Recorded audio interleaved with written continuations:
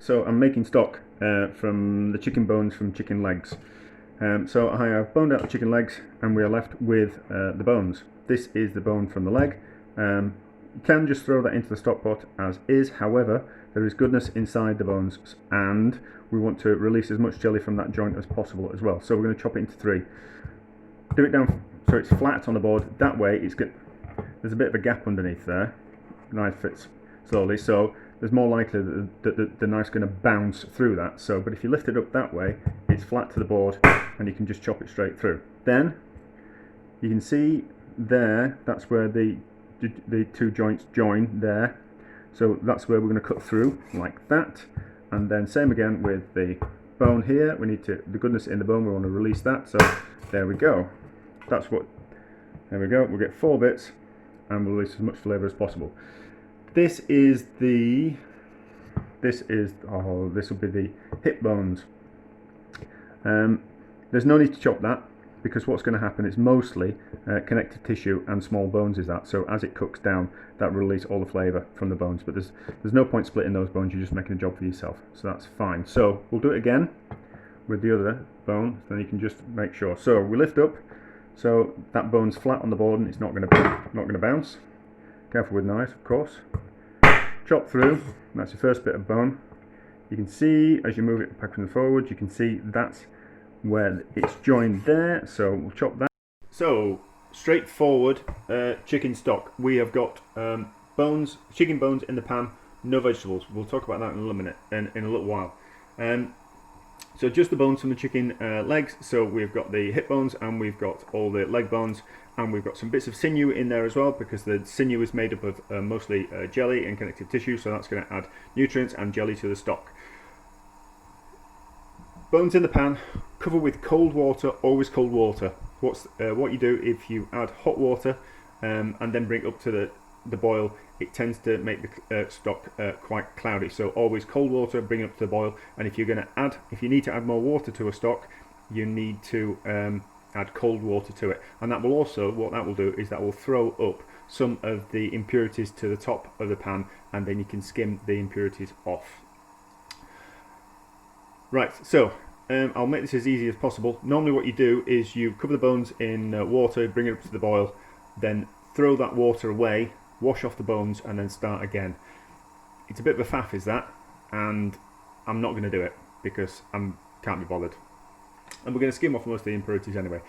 It will make a slightly cloudier stock if you throw the water away, the first boiling away, and wash off the bones, you get a clearer stock, but I don't think that's entirely essential for what my purposes are. So, bones in the pan, cold water, bring up to the boil.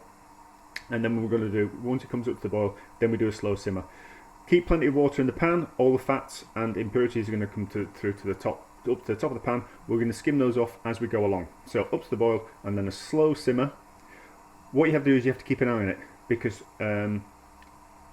when you first turn it down to a slow simmer, it will carry on getting hotter and potentially will start simmering more. It takes maybe a couple of hours to get it to the stage where it's at a slow simmer that you want. You don't want a rapid boil because what that will do is that will boil impurities back into the stock and you will get a cloudy stock. It will also affect the flavour as well. So,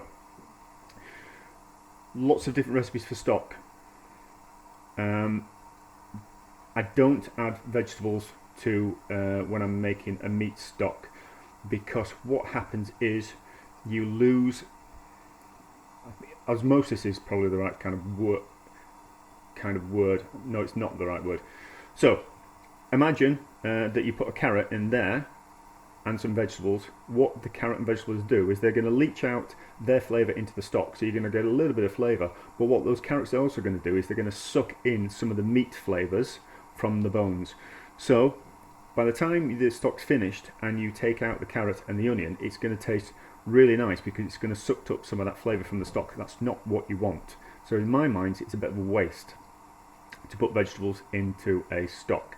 So we're going to make a pure bone stock, and that's also cheaper. Also a lot cheaper way of doing it as well. You can, if you're going to add vegetables to it, what you tend to have to do as well. So you're going to make the stock once, and then you're going to pour off the stock.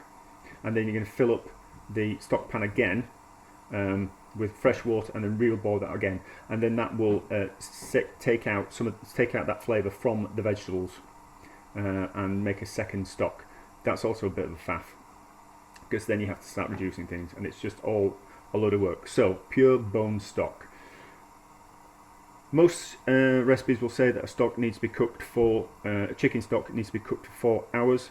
I'm going to cook this for about 6, and then what I'm going to do is I'm going to drain off that stock, and because there's still going to be some nutrients and a bit of jelly left in the bones and the connective tissue and all those type of things, I'm going to add more cold water and bring it back up to the boil again, and then I'm going to cook it for another 6 hours. So I'm going to get 2 lots of stock.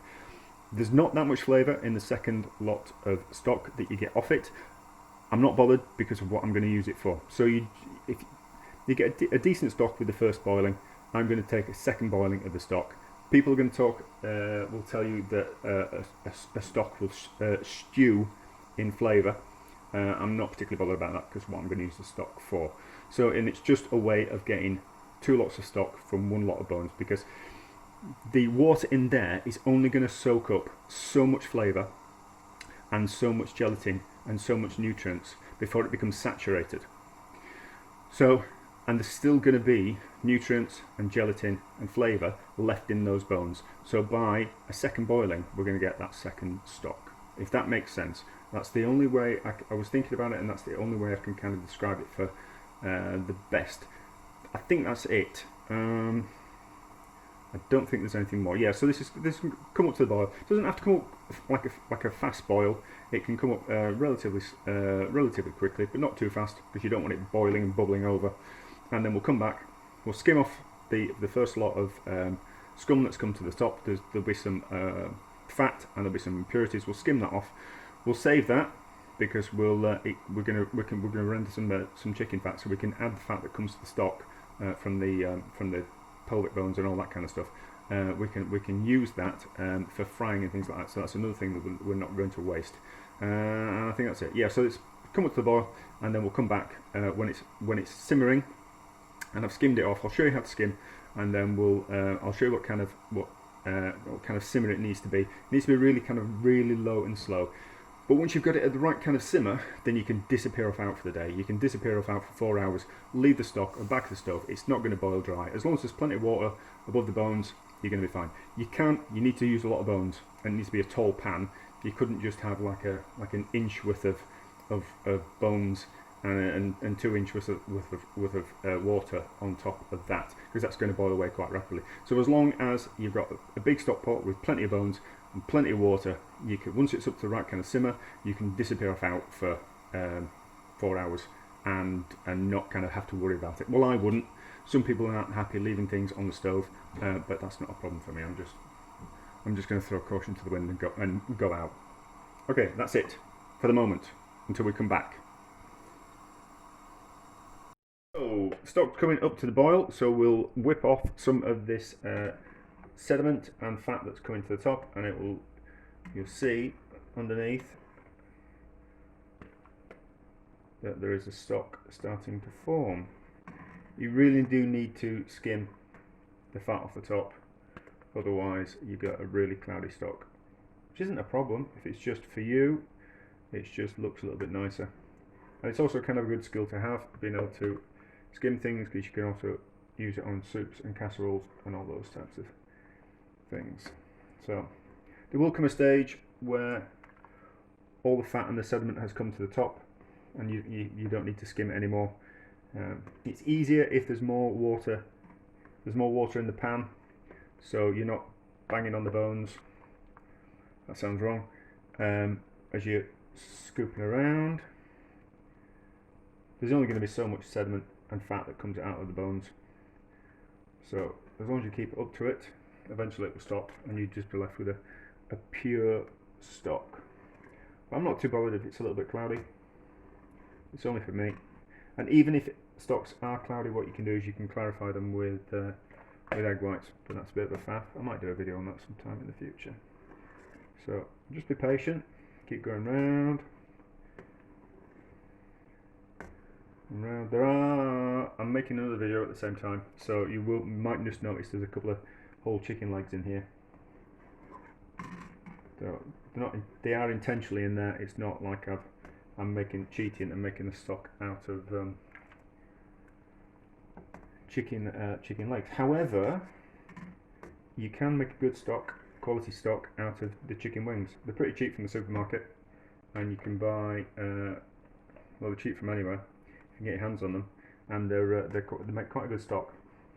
If you don't want to be bothered boning out or getting your hands on some chicken bones, so I'm using a plastic jug. The water's never going to get hot enough to melt the plastic jug. However, just be a little bit careful about resting the plastic jug next to the stock pot, because the metal pan might just want to start melting the melting the jug. So I think that's just about enough we can get off for the moment. I'll chuck in some hot water and some cold water, and that'll throw. So there's more water in the pan, and then it's just easier to skim because it's evaporating off. You can see as it's all evaporating off. The skimmings from the top of the pan, I am going to save them. I am rendering the fat and the skin from the chicken legs, so I'm not going to waste that. There is a little bit of flavour in it, and there's obviously the fat that's come off the top. We're going to add that to the renderings, and we're going to as always, I'm going to waste as little as possible. So just need to chuck some cold water in there.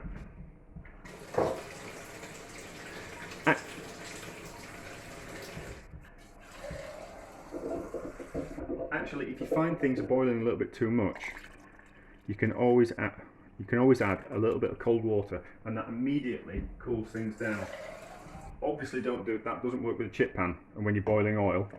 But anything that's meat that you're cooking or making stocks, if it's boiling a little bit too rapidly and it's a thick bottom pan, it'll take a little while to kind of like cool down without, even if you turn the heat off. So you can always chuck in a little bit of cold water, and then